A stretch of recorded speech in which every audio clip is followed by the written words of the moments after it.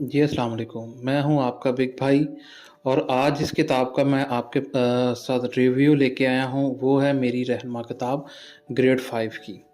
इसके अंदर हैं जो मैं आपके साथ शेयर करना चाहता हूँ। एक तो ये इंग्लिश मीडियम और उर्दू मीडियम कंबाइन है। इसके अंदर सारे सब्जेक्ट और ग्रामर भी है इसके अंदर, उर्दू और इंग्लिश, और फैक्ट पैटर्न के मुताबिक ये किताब को तैयार किया गया है। और इस्लामियात को बड़े अच्छे अंदाज में इसको प्रिपेयर किया गया है कलरिंग में। और इसका फ़ॉन्ट साइज़ बहुत अच्छा है जो मैं आपको अभी दिखा रहा हूँ। मशकों को टू दी पॉइंट सॉल्व किया गया है के मुताबिक, जो कि एसएलओस के मुताबिक इसको तैयार किया गया है। ये देखें, इसका फ़ॉन्ट पेजेस बहुत अच्छे हैं।